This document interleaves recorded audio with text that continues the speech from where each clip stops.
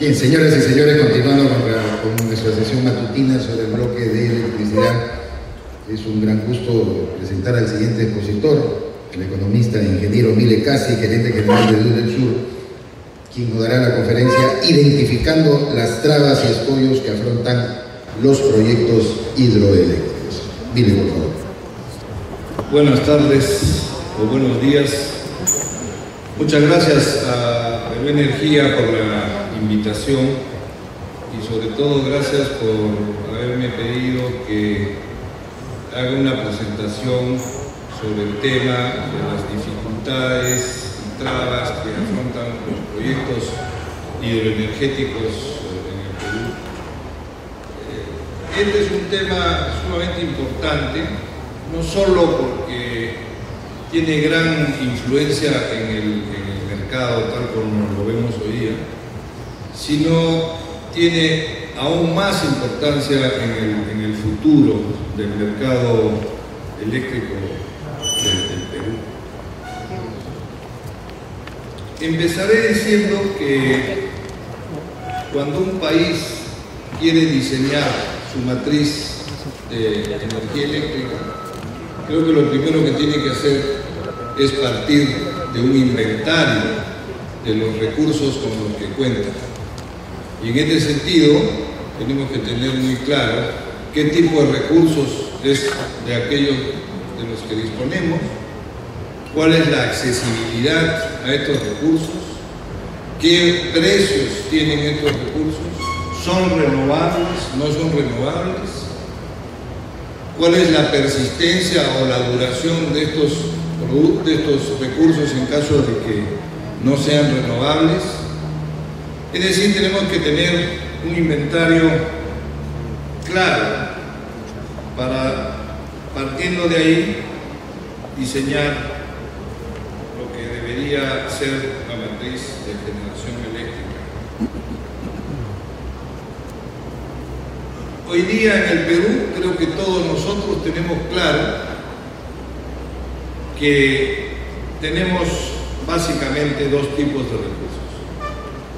Tenemos abundancia de recursos para la generación hidroeléctrica y esto es producto de un par de estudios que se han hecho. Un estudio que se hizo en la década de los 80 con la Mayer y Salzgitter, quienes definieron que en el Perú había un potencial del orden de los 59-60 gigavatios de potencia. El segundo estudio es más reciente, pero fundamentalmente coincide con el primero, y ellos determinaron que la potencia que teníamos era del orden de los 69 gigavatios. Entonces tenemos abundantes recursos para este propósito. El segundo recurso es que tenemos abundantes recursos gasíferos, pero a precios de mercado. Y tenemos limitados recursos gasíferos a precio regulado, que básicamente provienen del lote 88. Y obviamente, tratándose del gas, todos sabemos que se trata de un recurso no renovable y por lo tanto la disponibilidad y la cantidad de gas del cual disponemos es muy importante. De hecho, en el lote 88 hay gas, pero a ese precio es el único lote del cual podemos obtenerlo, por lo tanto es un recurso limitado.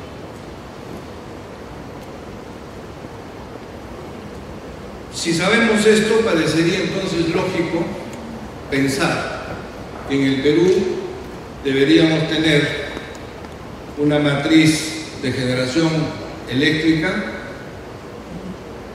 concentrada en agua,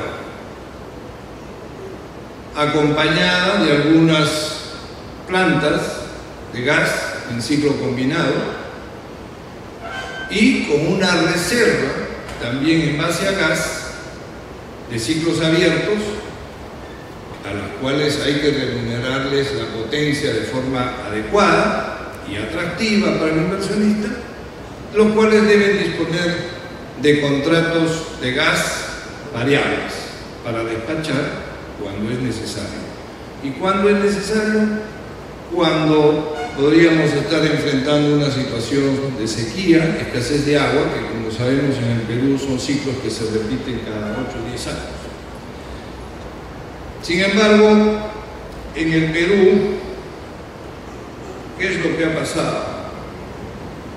El incremento de la oferta de energía eléctrica, como ustedes ven en este gráfico, es toda la parte roja, básicamente desde el año 2003-2004, se ve que el incremento ha sido fundamentalmente de origen térmico.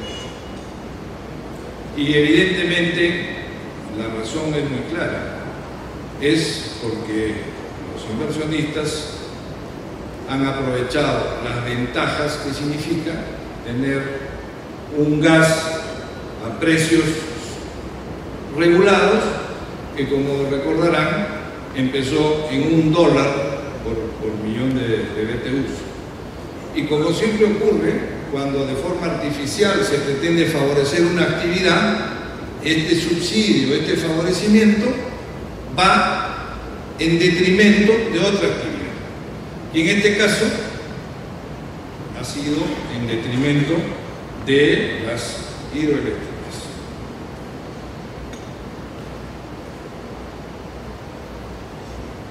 Y esta evolución del mercado nos hace llegar a esta situación. Esta es la composición del mercado actual, donde se ve que el 48% es de origen térmico, con gas del lote 88, el otro 48%, un poquito más, 48.6%, es de origen hidroeléctrico, y el 3.1% son otros recursos.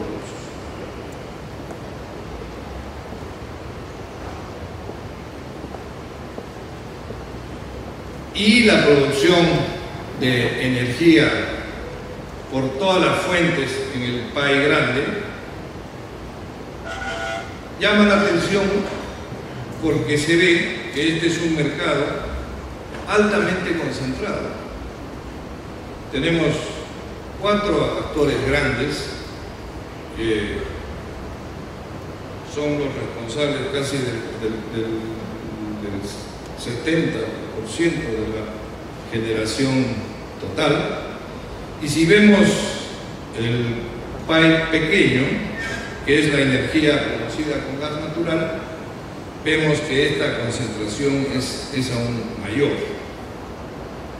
Esto nos debería estar indicando que acá eventualmente es un tema que tenemos que entrar a analizar un poco más a fondo. Parecería que o hay barreras de entrada o los nuevos inversionistas tienen serias dudas de entender cómo y qué variables son las que mueven el mercado eléctrico del Perú.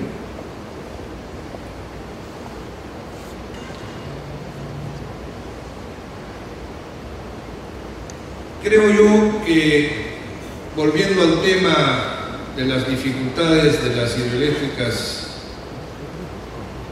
deberíamos decir que el principal elemento distorsionante, la barrera más importante a la que enfrentan estos proyectos es el precio del gas. El precio del gas tan barato les ha quitado competitividad. Pero adicionalmente a esto, las centrales hidroeléctricas enfrentan otros problemas que son tan serios como el primero. Y acá tengo una lista que voy a tratar de repasar rápidamente cada uno de ellos, pero básicamente, como ustedes pueden ver, estos otros problemas están vinculados con la política de fomento de otros tipos de generación, que el problema que tienen es que son subsidios.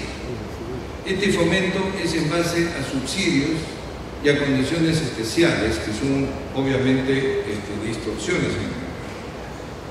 Precio del gas, política inadecuada para centrales hidroeléctricas de energías renovables no convencionales, las licitaciones de nuevas hidroeléctricas que, como se escucha por ahí, ya van a venir con su propia muleta, la tramitación de permisos con demoras que van entre 30 y 36 meses para un proyecto de estos, que sumado al tiempo que demora la construcción, que son 3 años, un proyecto de estos pues termina en 8 años. Y en 8 años cualquier proyección que uno haya hecho, obviamente es lo más probable que no acierte. La falta de compromiso del Estado, la ausencia secular del Estado en los lugares donde normalmente se hacen estos proyectos, que son sitios aislados donde la presencia del Estado ha sido nula, la presencia de frentes de defensa, a los cuales de forma equivocada se legitima. Los frentes de defensa no representan a nadie, pero el Estado los legitima y dialoga con ellos. Y finalmente una serie de señales de precios distorsionadas que se convierten en barreras infranqueables para los nuevos inversionistas. Vamos a tratar de entrar un poquito más en detalle en cada uno de estos puntos. Empecemos con el gas. Creo que el gas es el principal factor distorsionante del mercado. El precio artificial del gas del lote 88 para la generación eléctrica es, de hecho, el factor más importante. Este precio del gas se fijó intencionalmente bajo, como ustedes recordarán, para que las centrales térmicas sean más competitivas que las centrales convencionales, para promover el consumo del gas y llenar el tubo de TGP con consumo local, aparte de la exportación. El verdadero costo de la energía, por lo tanto, teniendo en cuenta el precio subsidiado del gas, es un precio que el consumidor no lo ve en realidad, no se traslada al consumidor el verdadero precio de la energía, que fundamentalmente debería reflejar la escasez relativa del factor con el cual, o del recurso con el cual se está generando. El gas del lote 88 no es infinito.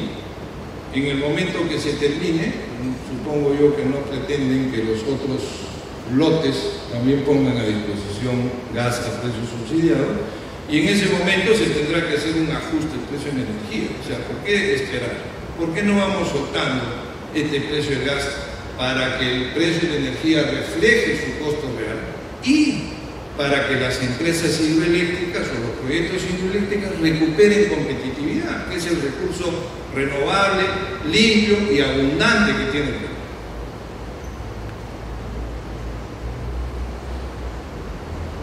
Acá vemos un mapa que lo he sacado de uno de estos estudios que mencioné al comienzo, donde se ve cuál es el potencial hidroenergético del Perú. Las zonas rojas son áreas que tienen potenciales entre 6 y 10.000 megavatios, están ubicadas en la zona sureste. Tenemos otra área en la zona norte del país, que es básicamente la cuenca del Marañón. Sin embargo, cuando vemos dónde se han desarrollado las plantas de generación, que están en el mapa de la derecha, vemos que fundamentalmente están en la Sierra Central. Y si quitamos la bola azul grande, que fundamentalmente es la presencia de Restitución y Mantaro, el resto, que son las bolas verdes, es el núcleo de generación que está acá en Chilca, todo con gas. Hay como un divorcio en el uso del recurso abundante versus lo que ha pasado en la realidad, lo cual ciertamente es una distorsión que yo creo que ya deberíamos empezar a corregir. Sin embargo, creo yo que para las autoridades el mercado eléctrico no es un tema de preocupación. Parecería que ellos creen que todo está bien. Y este gráfico que me lo he prestado de Ociner, la parte importante de este gráfico es la parte de la derecha, desde el año 2014 para adelante. La parte de la izquierda básicamente dice cómo se estaba satisfaciendo la demanda, que es esa curva roja que está ahí. La parte de abajo, en azul, en celeste un poco más intenso, es agua, plantas hidroeléctricas. El azul pálido, el celeste pálido en la mitad son las termoeléctricas con gas del lote 88. La línea verde es un poco el carbón, que es muy poco, y la línea amarilla, la banda amarilla arriba son las plantas de reserva, que son básicamente con diésel. Esa es la historia que un poco la he tratado de explicar, pero fíjense ustedes a partir del 2014 qué es lo que prevén las autoridades. Prevén más crecimiento de la parte de gas, porque ustedes saben que la parte amarilla, que es la reserva, ahí están las reservas frías del sur, que hoy día funcionan básicamente con diésel, pero cuando llegue el gasoducto sur, utilizarán gas. Entonces la banda del gas se va a ampliar. Y abajo vemos en la parte del agua, que también se amplió un cachito. Pero estas son las plantas hidros que están en proceso de construcción hoy día y que se han construido no por la oferta y la demanda, sino básicamente porque los funcionarios de turno del Ministerio de Energía y Minas, que son los que han venido a reemplazar al mercado, deciden dónde, cuándo, cuánto y qué tipo de generación se tiene que hacer. Y estas plantas hidros se han hecho, por supuesto, con muletas, con subsidios, que significan quitarle el riesgo comercial al inversionista privado y pasársela al Estado, vía Electroperú o las empresas de distribución del Estado. Eso simplemente es una grosera intervención en el funcionamiento del mercado. No le hace bien a nadie. Y encima, hoy día, como todos ustedes también saben, se está hablando de la licitación de 1.200 megavatios de agua, los cuales también van a venir con una muleta. ¿Y cuál es esta muleta? Un premio especial a la potencia. ¿Por qué hace esto el funcionario de turno?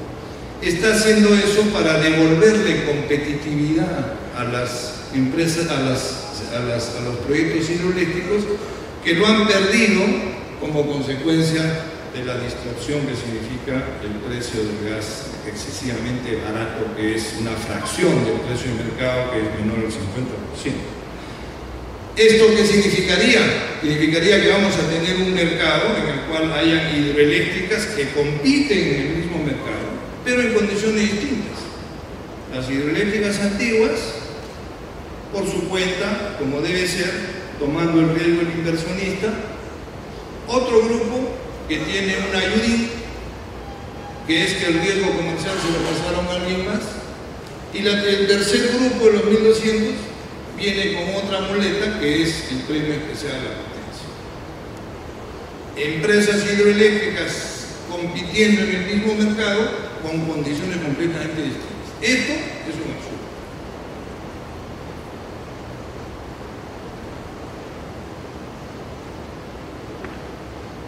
Adicionalmente a eso, vamos a ver que para hacer una nueva hidroeléctrica tenemos otros problemas. Las empresas, las centrales hidroeléctricas pequeñas, de energías renovables no convencionales, hay una legislación que está definitivamente incompleta y de hecho no resuelve ningún problema, que permite que estas pequeñas centrales se ubiquen en cualquier cuenca. puede venir una central pequeña y ubicarse en una cuenca que tiene un potencial de 300, 400, 500 megavatios, se pone la central en el lugar y saca 20 o 40 megavatios y depreda y desperdicia los 300 restantes, los 340 restantes. Eso se puede hacer hoy día, por supuesto, y seguramente que ustedes habrán leído que hay varias controversias entre empresas que pretenden desarrollar un proyecto hidro grande, convencional, que tiene un conflicto con una pequeña que se puso en la misma. Y las autoridades en Belén con los pastores, no es el tema de ellos, cuando deberían ser ellos los que resuelvan este problema, que dicho sea de paso, es muy fácil de resolver, porque lo que tendrían que regular y hacer que las hidros pequeñas vayan a cuencas secundarias pequeñas y exploten el potencial pequeño de esas cuencas, y no competir de manera o con ventaja con una hidro grande, porque una hidro grande tiene que hacer estudio de impacto ambiental que dura 2 años. Una red no tiene que hacer un estudio de impacto ambiental, tiene que hacer un día, que básicamente consiste en decir: juro por Dios que no voy a perjudicar al medio ambiente, y eso, digamos, toma muy poco tiempo versus, o sea, se compite con ventaja. Adicionalmente a esto, se ha generado un mercado secundario de venta de permisos que las pequeñas hidroeléctricas pueden obtener en menores plazos. Entonces esto es un negocio interesante y hay empresarios y empresas que se dedican a eso, sacan permisos y los venden, y los permisos los sacan muy rápido, por supuesto porque tienen buenos contactos en los ministerios, y ellos no tienen ninguna intención de construir la central. La intención es tener los permisos y venderlos a un tercero o venderlos a la empresa que está desarrollando el proyecto grande, y para no tener conflicto le dicen: bueno, cómprale y arreglen. La legislación en realidad solo debería considerar, y estas modificaciones son las que se necesitan, debería considerar como centrales hidroeléctricas de energías renovables no convencionales aquellas que realmente tengan una capacidad menor a 20, ubicadas en cuencas de bajo potencial y que no formen parte de una cascada de proyectos, porque esa es una forma de disfrazarse de redes para obtener los beneficios que significa no hacer ella y recibir precios subsidiados. Esto está en manos de las autoridades saben que existe este problema, pero no hay reacción.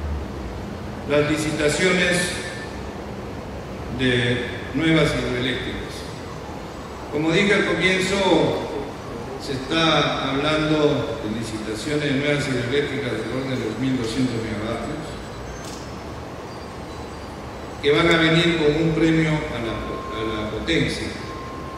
Esta muleta lo que pretende es resolver las distorsiones del mercado, producto de la intervención del Estado. Pero en lugar de eliminar las interferencias, se pretende resolver con más intervención. Y es evidente que las distorsiones del mercado, producto de la intervención del Estado, no se resuelve con más intervención. No se resuelve.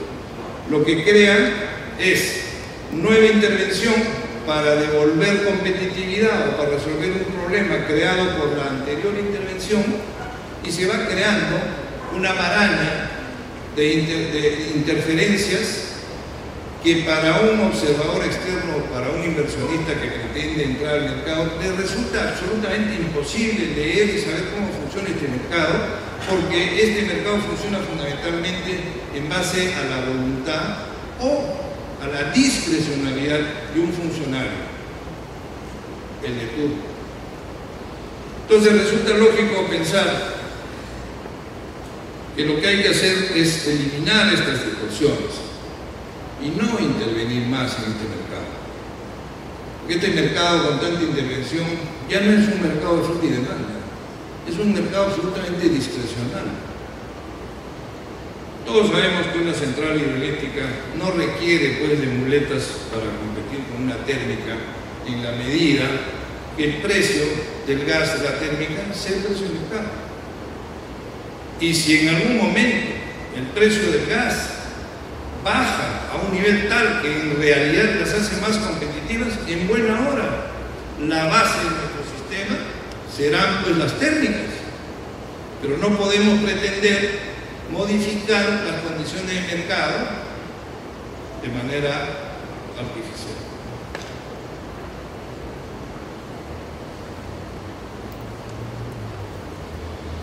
Simplemente un poco más de lo mismo. Acá tenemos algunas condiciones que todos sabemos que se producen en el momento de construir una térmica o una hidro. Y miren ustedes, los estudios de una hidro demoran 3 años, cuando en realidad deberían demorar mucho menos, pero demoran 3 años. El de la térmica creo que es 1 año. El periodo de construcción de una hidro entre 3 y 4 años. Una térmica, el ciclo abierto, puede demorar 1 año y medio, 2 años. El CAPEX de una hidro normalmente es 2.5 millones por megavatio instalado, si no es más. El CAPEX de una térmica está entre 0.5 y 0.75. Las hidros enfrentan riesgos geológicos, riesgos hidrológicos y riesgos sociales, porque normalmente se hace en sitios remotos donde el gobierno no tiene presencia. El riesgo social de una térmica es menor porque está hecha muy cerca de Lima en todo caso. Y finalmente, además de todas estas ventajas que tiene por naturaleza una térmica, adicionalmente a eso se le da un precio de gas subsidiado. Absurdo. La tramitación de permisos a una hidro. Esto no debería llamarse proceso de tramitación de permisos, esto se debería llamar viacrucis, porque realmente lo es. Es un sufrimiento y es una desmoralización completa de los equipos que trabajan en esto, porque se estrellan contra unos muros de concreto infranqueables. Acá, solo para darles una idea, les he puesto en el primer cuadro 4 de los pasos más importantes que se requieren para un proyecto hidro. La autorización de uso de recursos hídricos. El plazo normado es 6 meses, normalmente se demora mínimo 12 meses. La opinión técnica favorable de área natural protegida. La norma dice 3 meses, esto se demora nunca menos de 12 meses. El estudio de impacto ambiental, aprobado, 8 meses, nunca se demora menos de 24. El certificado de inexistencia de restos arqueológicos, 3 meses, 12 meses como mínimo. Entonces simplemente estas cosas no se cumplen. Y abajo les he puesto un ejemplo de la vida real. Concesión temporal. Tomó 9 meses. Meses según el TUPA, 1 mes. La compatibilidad. La compatibilidad no tiene TUPA porque no le correspondía hacerse ahí, le correspondía hacerse más adelante, pero lo exigieron ahí. Se demoró 9 meses. El plan de participación ciudadana se demoró 8 meses, según el TUPA debería demorarse 1 mes. Los términos de referencia de ley se demoraron 10 meses, el TUPA dice que debería demorarse 1 mes. Los estudios de aprovechamiento hídrico en el ANA no tiene TUPA, pero demoraron 9 meses. La primera autorización de colecta de flora y fauna nunca fue otorgada. Se hizo el trámite y nunca se dio, vencieron todos los plazos y se tuvo que empezar otra vez. Y la segunda autorización de colecta de flora y fauna ha demorado 7 meses más.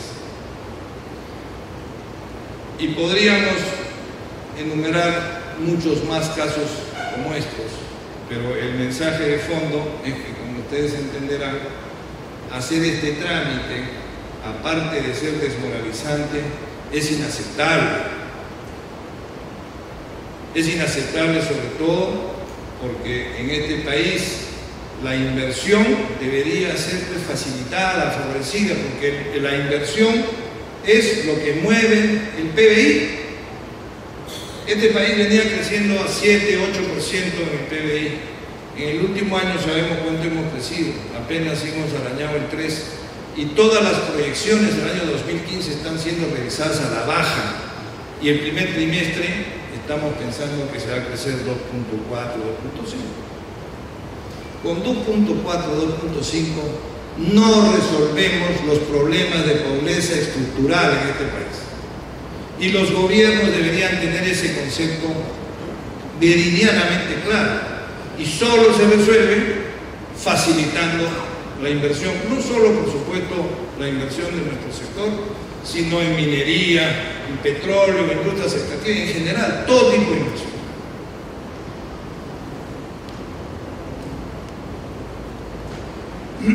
Los problemas identificados en este viacrucis es que ningún plazo se cumple, y al no cumplir ningún plazo no se tiene ningún tipo de sanción a lo que no lo cumple, ninguno.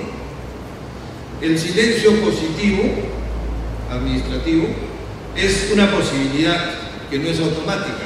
Cuando usted quiere ejercer su derecho al silencio administrativo positivo, puede, un momentito, ahora sí que te voy a atender, y arranca el trámite, y el tiempo que se desperdició, y arranca un nuevo proceso. El traslado de documentos entre oficina y oficina de las distintas instancias del gobierno demora entre 1 y 4 semanas en promedio, solo para mover un papel de un lado a otro. Las opiniones de las distintas instancias que intervienen, porque acá interviene el Ministerio de Energía y Minas, el Ministerio de Agricultura, el Ministerio de Cultura, el Ministerio de Medio Ambiente, el ANA, es decir, es una lista interminable y todos tienen opiniones vinculadas. Las opiniones de las distintas instancias muchas veces obedecen a temas de forma y no de fondo, pero son tomados en cuenta. Y se exigen estudios y detalles irrelevantes para el proceso, pero lo exigen. No existe proactividad de parte de los funcionarios del Estado, por el contrario, si se encuentra algún motivo para demorar el trámite, no dudan en usarlo. Y finalmente, la tramitación de los permisos es un proceso burocrático largo, con diversos interlocutores. Muchas veces estos interlocutores desaparecen o son rotados en medio del proceso, con lo cual, digamos, viene un nuevo proceso de aprendizaje del reemplazante. Y por parte del Estado no se le hace ningún seguimiento en absoluto. Esto realmente es patético. La falta de compromiso del Estado para acompañar a los inversionistas. Esto es un tema sumamente grave. Y esto lo sufren las empresas que pretenden hacer o desarrollar proyectos en zonas remotas. En zonas remotas, cuando una empresa llega, se encuentra con poblados que han tenido un abandono secular por parte del Estado. Y cuando la empresa llega, creen que es el Estado. Y empiezan a pedir todas aquellas cosas que son carencias reales existentes. Escuelas, postas médicas, hospital, electricidad. Y el Estado en Lima, cuando debería estar acompañando al inversionista y hacer frente a estos problemas, que son su responsabilidad. Este abandono secular no es un problema en la empresa, es un problema del Estado. y el Estado tendría que poner el pecho, pero no lo hace. Cuando esta situación ocurre, aparecen los famosos frentes de defensa. Y todos sabemos que los frentes de defensa son frentes de defensa de los intereses de sus dirigentes. Y no aparece uno, aparecen varios. El frente de defensa de los intereses de este lugar, el auténtico frente de defensa de los intereses de este lugar, el verdadero y único frente de defensa de los... Y cada uno de estos frentes tiene una dirigencia que cuando te pones a analizar, o son unos delincuentes, o son primos hermanos de los subversivos, o son personas que se venden a los intereses mercantilistas de un tercero. Estos individuos no representan a nadie, sin embargo el gobierno los legitima y dialoga con ellos en detrimento de la autoridad legalmente constituida. ¿Cuántos casos hay en donde un alcalde que ha competido con otro pierde las elecciones? Este es el alcalde reconocido por la votación. Este perdedor pierde las elecciones y forma un frente de defensa que deslegitima al alcalde elegido. Y el gobierno, en vez de reforzar a la autoridad, dialoga con este individuo. Eso es lo que pasa. Eso es lo que ha pasado hace unos días en Pichanacta. Ha sido un espectáculo lamentable. Un individuo que todo el mundo sabe que es un delincuente que ha purgado cárcel por su participación en el andabailazo, con engaños, con amenazas, genera una turba violentista que toma carreteras, interrumpe puentes, asalta un cuartel militar, muere gente, y el gobierno va y dialoga con esa gente, cuando lo que debería hacer es detenerlo y enjuiciarlo por todas las violaciones a la ley que ha cometido este individuo. Esto demuestra una falta de convicción total y una falta de entendimiento de cuáles son los principios para negociar con una turba violentista dirigida por un individuo de ideas disparatadas. Cómo las autoridades van y comparten el proscenio con este individuo. ¿Cómo creen que van a negociar en una plaza con una turba violenta, con un muerto que lamentablemente fue un muchacho joven? ¿Van a negociar en esas condiciones? Realmente tendría que ser uno muy ingenuo para pensar que se puede negociar. Y obviamente en esas condiciones la claudicación es la consecuencia inmediata. Uno no puede estar ahí con una turba que lo van a linchar y lo primero que se le ocurre a la autoridad es violando todas las santidad de los contratos, infringiendo las condiciones y los derechos del inversionista. Lo único que se le ocurre es decir: este señor se va en 3 días. ¿Se va? ¿Con qué autoridad? ¿Y los contratos? ¿Qué mensaje le estamos pasando al inversionista por un lado? ¿Tengo o no tengo derechos? ¿Y qué mensaje le estamos pasando a los otros frentes de defensa? El mensaje es muy claro, pues. Haz un tumulto, acompáñate de una turba violentista, yo voy a venir a buscarte para negociar. Y hoy día he escuchado el auténtico frente de defensa de los intereses de Quillabamba ya le dio un plazo perentorio a la primera ministra para que se constituya en Quillabamba, porque si no van a hacer la turbamulta. Eso es amenaza de chantaje. Las autoridades que representan al Estado no pueden negociar bajo chantaje, de ninguna manera. Y no se puede legitimar a estas pseudo autoridades que no han sido elegidos por nadie. Y los compromisos que se hacen bajo amenaza no se deben cumplir. Maquiavelo.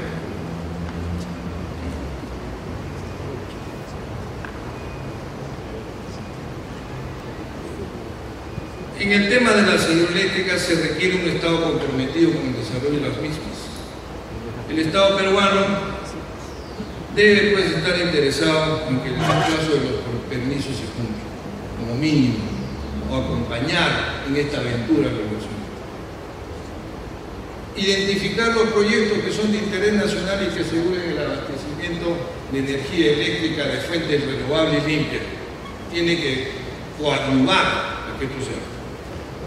Debe hacer respetar el Estado de Derecho, sin duda. Para eso se han hecho elegir, para hacer respetar las leyes y para imponer el Estado de Derecho. Y además, los inversionistas tenemos pues nuestros derechos también y tenemos compromisos, y esos compromisos se tienen que respetar. De lo contrario, estoy pensando seriamente en formar un frente de defensa de los auténticos intereses de los empresarios para tomar un par de carreteras a ver si es que podemos dialogar de forma inteligente con el gobierno. Y debería tener una actuación proactiva y no reactiva como normalmente ocurre. Las señales de precio distorsionadas en el mercado. El modelo marginalista, que es el que se supone que rige en el Perú, que debería ser, para el sector de generación, debería ser un mercado desregulado y de competencia.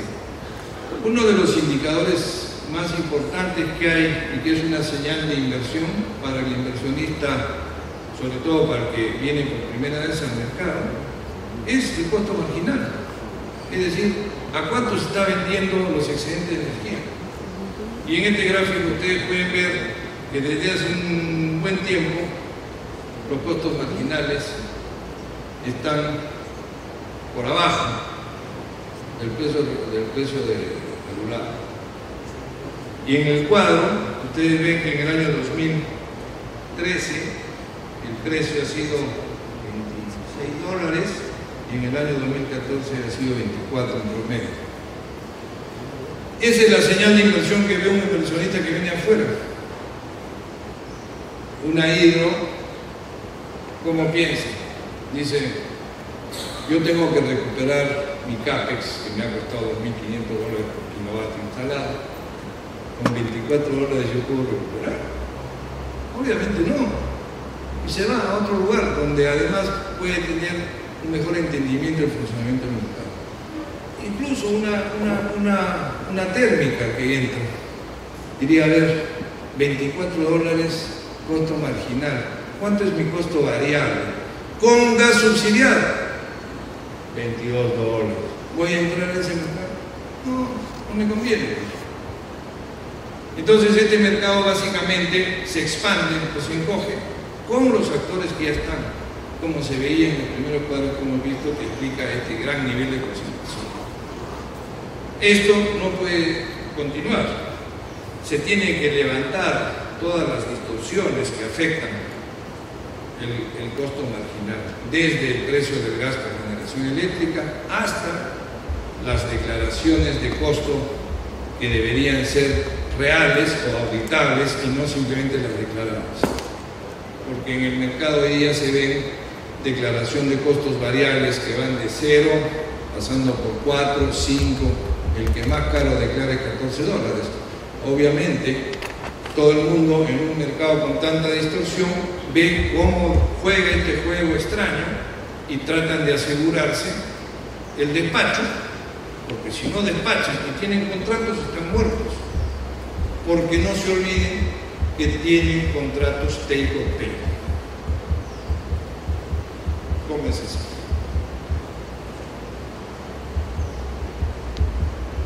Yo creo que no hay necesidad de firmar contratos take or pay cuando un mercado tiene reglas claras y todo el mundo puede prever cuánto es el despacho que van a tener las centrales de gas de ciclo combinado y ciclo abierto en función de cuánta generación hidráulica hay y cómo evoluciona la demanda. Tiene que haber pues, un margen, un buffer ahí que no ponga a las empresas al borde del desastre. Las propuestas. Estas propuestas, obviamente no pretendo que esto sea, digamos, un evangelio. Yo pretendo con estas propuestas poner encima de la mesa de manera explícita los problemas, las inquietudes que muchos de los que están presentes en este auditorio seguramente que la comparten con nosotros. La idea de esto es proponer una serie de puntos que deben ser discutidos de forma inteligente y seria entre los actores del mercado y las autoridades. Este mercado ya no es un mercado de competencia, este mercado ya es un mercado que depende de la voluntad y la discrecionalidad de funcionarios públicos. Y eso no es bueno para nadie. Este es un mercado que está plagado de subsidios. Y los subsidios en un país como Perú, sobre todo para hacer rentable una actividad de un empresario privado, es inmoral. Si en el Perú debemos subsidiar algo, debería ser a todas aquellas actividades que están orientadas a asegurar que nuestros niños coman.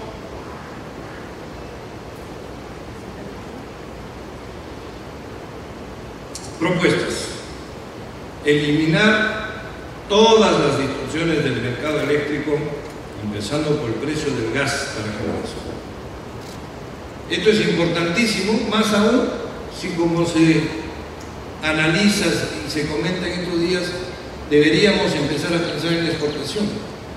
¿Qué sentido tendría exportar energía que tiene embebidos subsidios? ¿Qué sentido tiene exportar subsidios? Ninguno.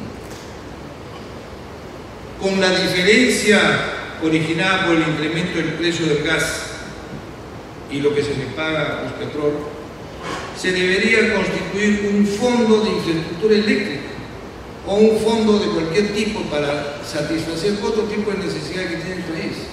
O con este fondo de infraestructura eléctrica generar electrificación rural o qué sé yo. Eliminar y corregir todas las distorsiones que alteran el verdadero costo marginal de la energía eléctrica, porque esta debe ser la señal para invertir de acuerdo con el modelo que se supone que tenemos. Modificar todo el proceso y forma de obtener permisos para el desarrollo de centrales hidroeléctricas, de forma que sea el más breve posible. Y el Estado debe acompañar con presencia real en la zona de inversionista para enfrentar aquellos problemas de abandono que son su responsabilidad. Las empresas no deben ser confundidas con el Estado. El despacho debe realizarse en función de eficiencias, es decir, en función de los costos variables reales, auditables, para evitar las distorsiones en los costos originales.